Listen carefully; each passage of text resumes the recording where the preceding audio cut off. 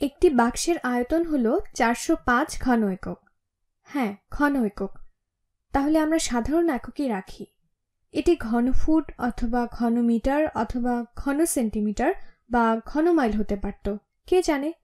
এর দৈর্ঘ্য হলো x একক, প্রস্থ হলো x + 4 একক এবং উচ্চতা হলো 9 একক। এই বাক্সটি তাহলে এখানে আঁকা যাক। এখানে একটি ছোট বাক্স আঁকা যাক যাতে দেখতে সুন্দর লাগে। তাহলে এখানে দৈর্ঘ্য হলো x।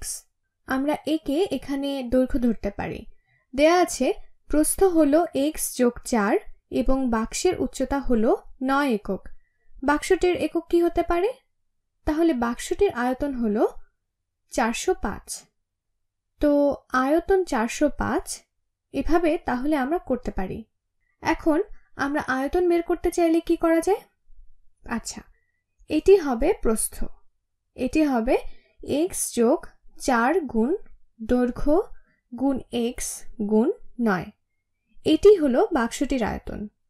দেয়া আছে বাক্সটির আয়তন হলো 405 ঘন একক, অর্থাৎ 405 এর সমান।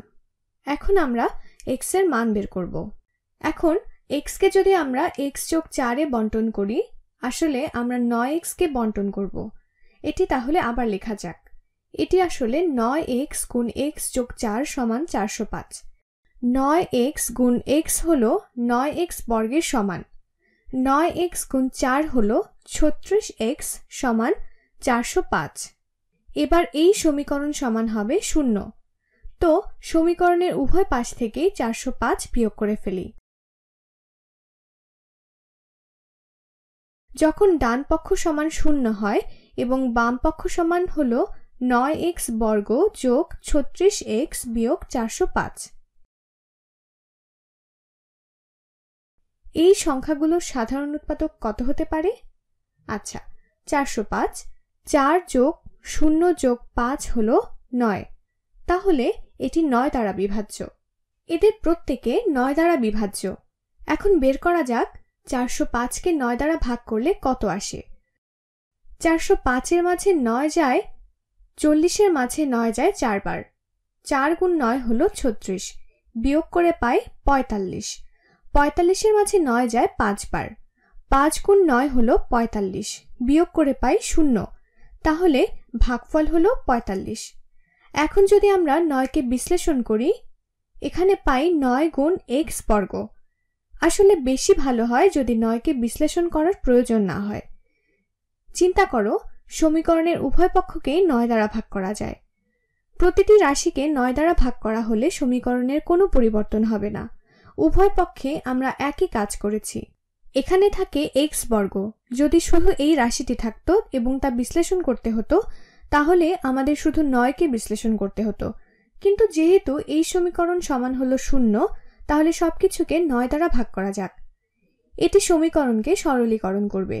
তাহলে আমরা পাই x বর্গ যোগ 4x বিয়োগ 45 সমান 0। একে এবার আমরা উৎপাদকে বিশ্লেষণ করতে পারি। আমাদের এখানে কোনো 1 দেখতে পাচ্ছি না, অর্থাৎ আমাদের ভেঙে ভেঙে বিশ্লেষণ করার কোনো প্রয়োজন নেই। আমাদের শুধু দুটি সংখ্যা চিন্তা করতে হবে যাদের গুণফল হবে ঋণাত্মক 45 এবং যোগফল হবে ধনাত্মক 4। এদের মধ্যবর্তী দূরত্ব হলো 4। একটি ধনাত্মক হতে হবে, অপরটি ঋণাত্মক হতে হবে। এদের ধনাত্মক মানের দূরত্ব হলো 4।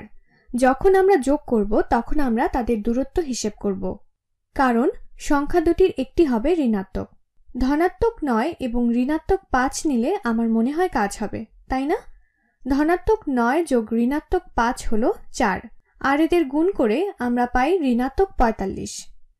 এখানে তাহলে আসে x যোগ 9 গুণ x বিয়োগ 5 সমান 0। যদি দুটি সংখ্যা থাকে এবং এদের গুণফল যদি ঋণাত্মক হয়, তাহলে সংখ্যা দুটির একটি অন্তত পক্ষে 0 হবে। এই থেকে বলা যায় x যোগ 9 সমান 0 অথবা x বিয়োগ 5 সমান 0। এই সমীকরণ থেকে আমরা যদি 9 বিয়োগ করি তাহলে x সমান ঋণাত্মক 9, আর যদি এই সমীকরণের উভয় পক্ষে 5 যোগ করি তাহলে x সমান 5 পাই। এই দুটোই হলো x এর সম্ভাব্য মান। এবার বাক্সের ক্ষেত্রে x এর মান ঋণাত্মক 9 নিলে কাজ হবে না, কারণ ঋণাত্মক 9 নিলে বাক্সের প্রস্থ হবে ঋণাত্মক 5 এবং দৈর্ঘ্য হবে ঋণাত্মক 9 আর উচ্চতা হবে 9। বাস্তবে চিন্তা করলে দূরত্ব কখনো ঋণাত্মক হতে পারে না, এটি দৈর্ঘ্য বা প্রস্থ কোনোটিই হতে পারে না। এই ক্ষেত্রে তাহলে x এর মান ঋণাত্মক 9 নেওয়া যাবে না, কারণ আমাদের ধনাত্মক মানের প্রয়োজন। x সমান 5 নিলে কি হয় তা দেখা যাক। x সমান যদি 5 হয় তাহলে x যোগ 4 হলো 9 এবং এই অংশটি হবে 5। এটি বেশ বাস্তবসম্মত। এবার দেখা যাক যে আয়তন 405 আসে কিনা। 9 গুণ 5 হলো 45 গুণ 9 হলো 405। আমরা একটু আগেই দেখেছিলাম 45 গুণ 9 হলো 405। অতএব আমাদের কাজ শেষ।